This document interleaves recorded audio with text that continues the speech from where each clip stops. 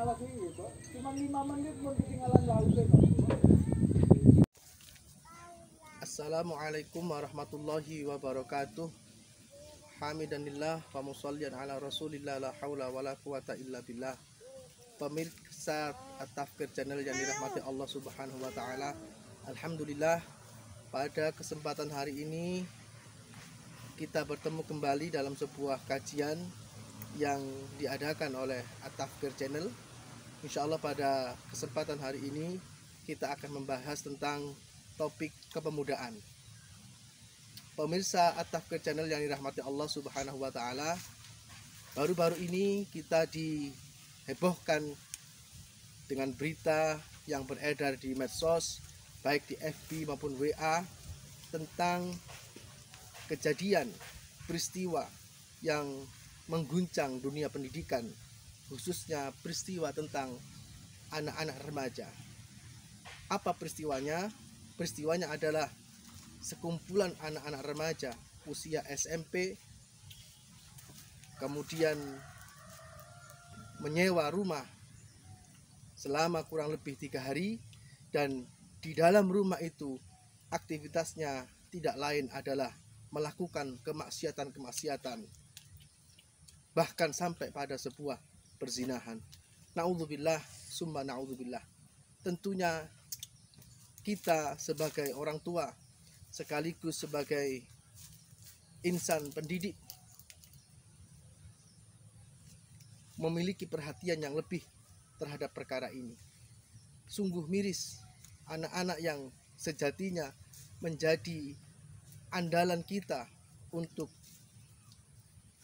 melaksanakan, meneruskan kepemimpinan di masa depan, pada hari ini telah dinodai dengan sebuah aktivitas-aktivitas yang mengarah kepada kemaksiatan kepada Allah Subhanahu wa taala.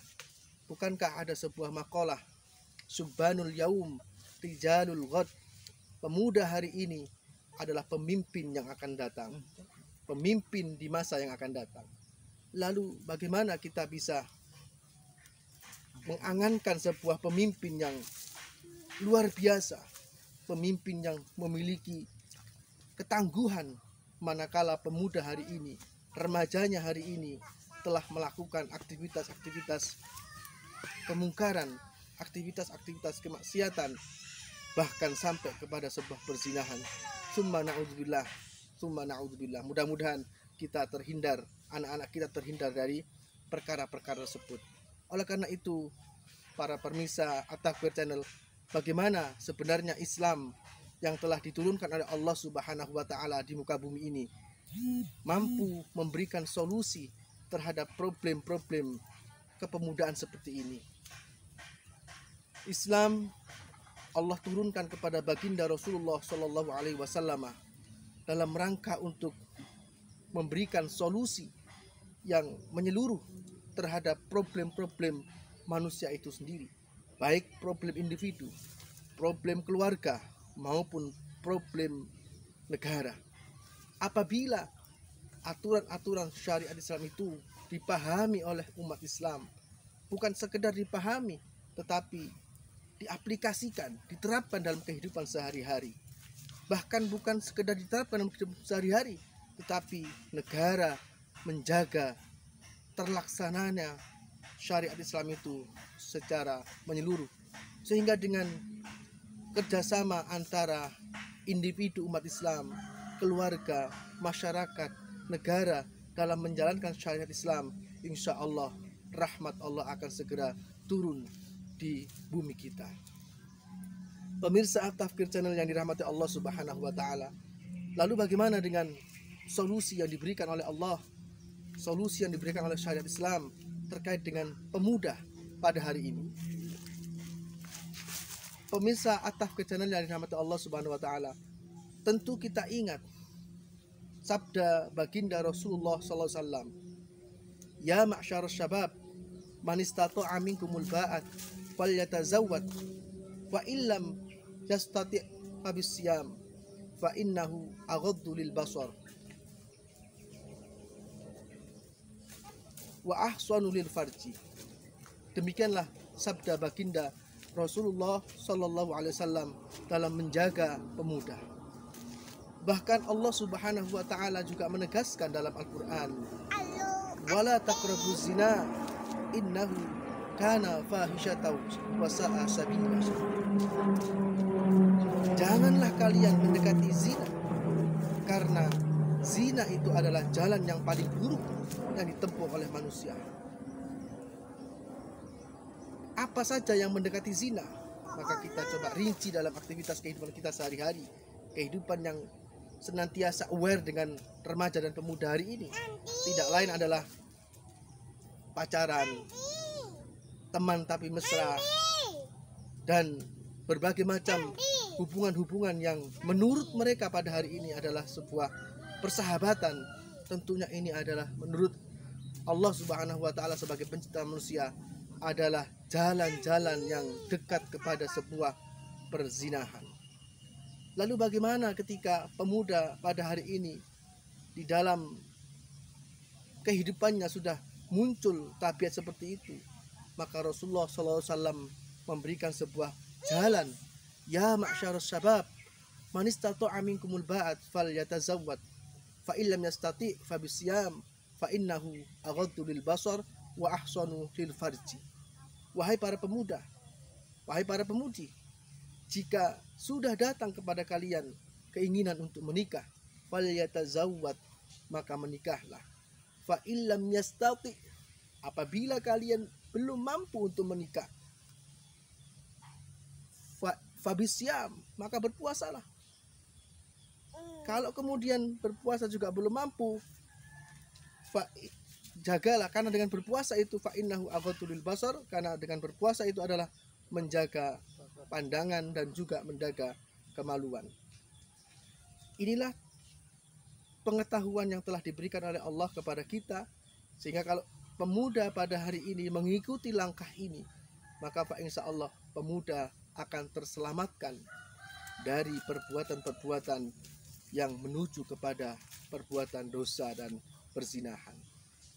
Tetapi faktanya kita melihat hari ini seolah-olah menurut pemuda bahwasanya pacaran itu sebuah kebutuhan, pacaran itu sebuah kewajaran, pacaran itu sebuah modern, ya, modernitas yang kalau anak muda pada hari ini tidak melakukan pacaran, maka dia seolah-olah dibully oleh pemuda-pemuda yang lainnya. Hari gini kok tidak mau pacaran, mau jadi apa lo? Nah, inilah yang kemudian statement-statement di antara pemuda, manakala ada seorang pemuda yang menjaga pergaulannya penuh dengan ketakwaan, tetapi malah dia dibully seolah-olah kehidupannya itu kehidupan yang jadul, kehidupan yang primitif. Padahal sebenarnya kehidupan seperti inilah yang kemudian dituntunkan oleh baginda Rasulullah Sallallahu Alaihi Wasallam. Yang kedua, para pemirsa At-Tafkir channel yang dirahmati Allah Subhanahu Wa Taala, ada sebuah pemahaman yang mungkin pemuda tidak pernah mendapatkan pemahaman ini. Apa pemahaman itu?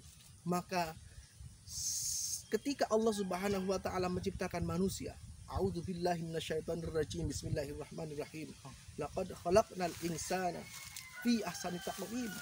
Sungguh Allah telah menciptakan manusia itu dalam bentuk yang terbaik, dalam bentuk yang sempurna. Maka kalau kita detaili kesempurnaan penciptaan Allah kepada manusia, termasuk di dalamnya kepada para pemuda, maka para pemuda dan manusia itu sebenarnya memiliki yang namanya al-hajatul udwiyah. Dan yang kedua memiliki al-gharais, naluri-naluri. Dan yang berikutnya manusia atau pemuda itu memiliki al-aqlu. Apa itu al-hajatul udwiyah? Al-hajatul udwiyah adalah sebuah kebutuhan manusia untuk memenuhi kebutuhan ini kepada jasmani kita. Manakala kebutuhan ini tidak dipenuhi, maka akan menyebabkan manusia itu menuju kepada kematian.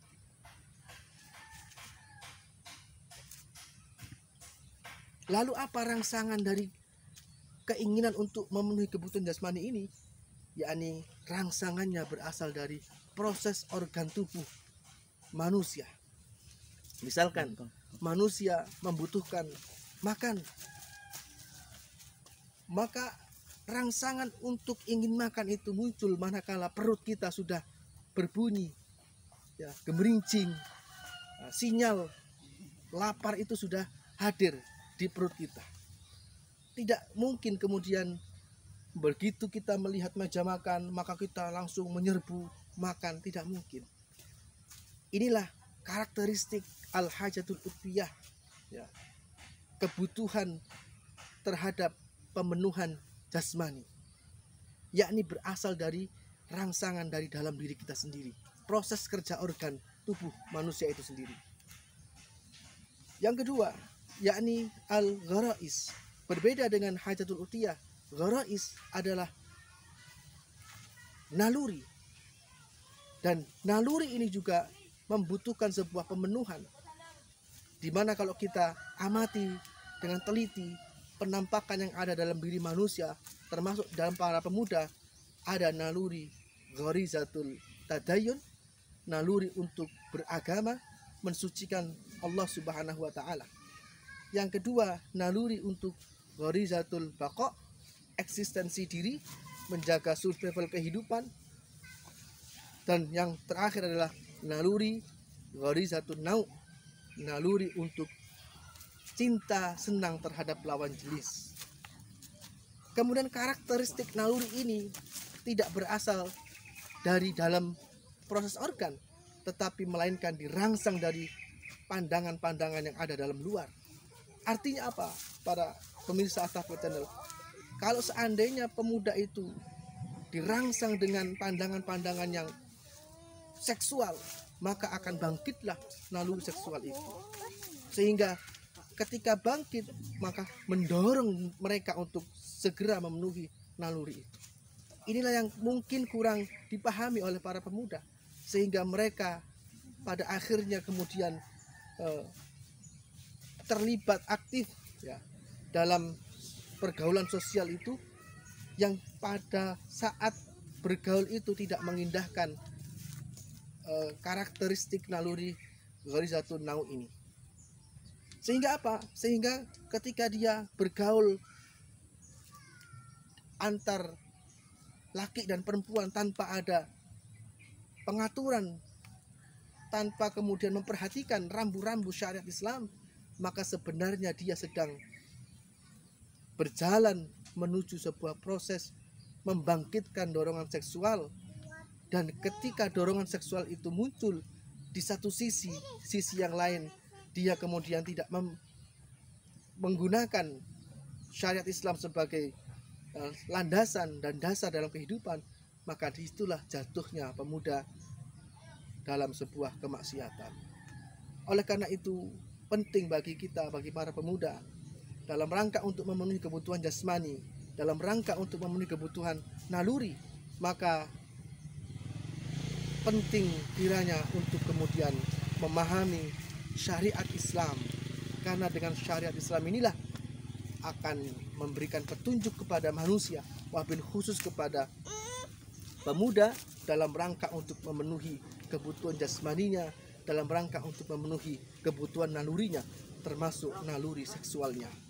Dan yang tidak kalah penting adalah bagaimana akal pikiran manusia atau pemuda ini senantiasa diisi oleh sakofa Islam, senantiasa diisi oleh ilmu-ilmu Islam, sehingga dengan akal yang diisi oleh syariat Islam, maka insya Allah akal ini menjadi akal yang Islami, pola pikirnya juga pola pikir Islami.